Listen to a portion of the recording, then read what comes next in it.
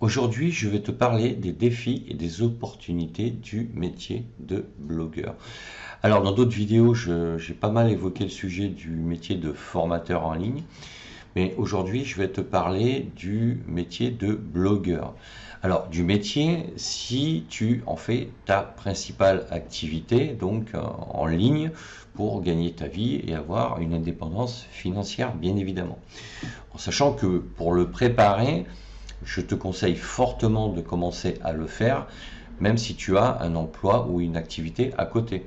Puisqu'en consacrant seulement quelques heures par semaine, tu vas pouvoir mettre en place ton projet petit à petit, à créer du contenu pour générer donc du trafic, une audience, des abonnés et des clients. Donc, voyons maintenant quels sont les principaux avantages de ce métier. Alors déjà, c'est la liberté et la flexibilité, parce que tu as la possibilité de travailler de n'importe où tu pourras avoir une connexion Internet. Donc si tu préfères habiter en ville, dans une grande ville, ben, tu pourras exercer cette activité. Mais même si tu veux être au fin fond d'un département en pleine campagne, à partir du moment où tu as une bonne connexion Internet, tu pourras également exercer ce métier. Et si par ailleurs tu préfères voyager en travaillant, tu pourras tout à fait voyager, te déplacer en amenant ton ordinateur avec toi. À partir du moment où tu as une connexion, tu pourras toujours développer ton activité. Donc c'est une grande liberté géographique et une grande liberté temporelle. En plus, tu seras donc à ton compte, donc tu géreras tes horaires comme bon te semble. Donc ça, c'est un avantage non négligeable. Après, on verra quels sont les inconvénients. Donc là, il va falloir que tu développes aussi ta capacité rédactionnelle, donc à rédiger du contenu structuré, que tu apprennes les techniques SEO pour générer du trafic sur ton blog. Il va falloir que aussi tu puisses échanger avec d'autres blogueurs, parce qu'on le verra dans les inconvénients, c'est qu'après tu vas souvent être seul face à toi-même et ton ordinateur. Donc c'est quand même une activité qui est assez solitaire malgré tout, ce qui ne t'empêche pas d'avoir d'autres activités, de voir du monde par ailleurs. Hein. Et donc, mais l'idéal, c'est quand même de pouvoir échanger avec d'autres blogueurs pour aussi toujours mettre en place une veille un peu comme ça technologique, et même au niveau du brainstorming, c'est toujours positif d'échanger des nouvelles idées, des nouvelles façons de faire, parce qu'en échangeant avec d'autres blogueurs, tu vas apprendre des astuces et des conseils qu'ils ont mis eux-mêmes en place. Et toi, tu vas pouvoir aussi leur délivrer tes astuces et tes conseils. Donc comme ça permet d'échanger et d'optimiser ta façon de travailler, d'améliorer donc ton efficacité. Concernant les inconvénients, c'est que tu vas être confronté malgré tout à une certaine concurrence.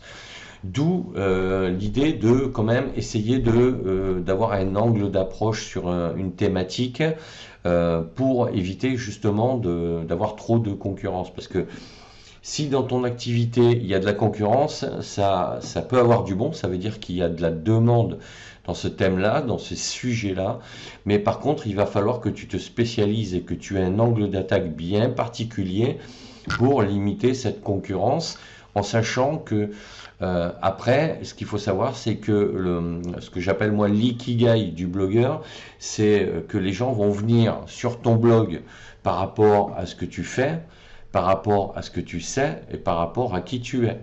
Donc si tu veux, c'est par rapport à ces trois critères qui vont venir. Mais pour venir pour ces raisons, il va falloir que tu publies quand même pas mal de contenu à hauteur de 100, 200, 300, 400 articles pour commencer à avoir une communauté assez importante. Puis à terme, il va falloir que tu monétises ton blog. Et pour ça, il va falloir que tu génères assez de trafic, que tu aies assez d'audience et que tu aies une liste d'abonnés assez importante. Et plus ta liste sera importante, plus tu auras de chances de monétiser ton blog, c'est-à-dire de pouvoir vendre des produits numériques, que ce soit des livres numériques ou tes formations ou même du coaching. Ensuite, un des aspects négatifs, c'est la solitude, sauf si tu aimes ça.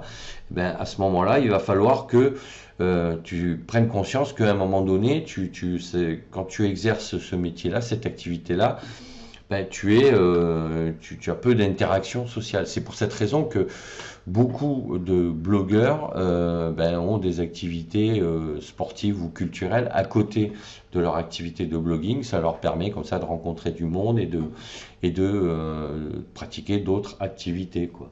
Alors, l'avantage, c'est que comme tu gères tes horaires, tu peux pratiquer des activités facilement en dehors des horaires classiques pour l'ensemble des gens qui travaillent à des horaires fixes, quoi.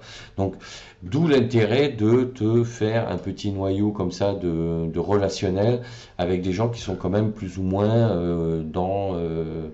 alors je ne vais pas dire forcément dans le blogging, mais au moins dans le numérique, quoi. Ça te permettra donc de les côtoyer aux mêmes horaires que toi pour pouvoir ben, rencontrer des gens tout simplement. Donc, ce qu'il faut savoir, c'est que c'est aussi une activité qui implique quand même une certaine discipline et une auto-discipline très importante.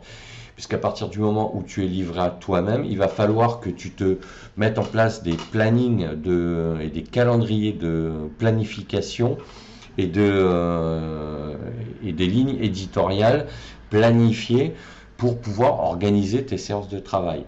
Et donc, quand on est indépendant et alors quel que soit le métier, mais c'est encore plus vrai pour le blogging, parce que ce qui fait la réussite du blogging, c'est la production de contenu. Plus tu produis de contenu, plus tu as de chances de réussir. Donc, pour ça, il va falloir que tu aies de la discipline. Et c'est la discipline qui va te permettre d'être motivé pour créer de plus en plus de contenu sur ton blog. Donc voilà pour les principaux avantages et les principaux inconvénients de ce métier. Donc n'hésite pas à me laisser un commentaire, à mettre un pouce bleu vers le haut, à t'abonner à ma chaîne et pense à la petite cloche pour être tenu au courant des nouvelles publications de vidéos. Et sache que tu peux justement télécharger mon livre Devenir formateur en ligne. Le lien est dans la description de la formation, de la vidéo. À bientôt.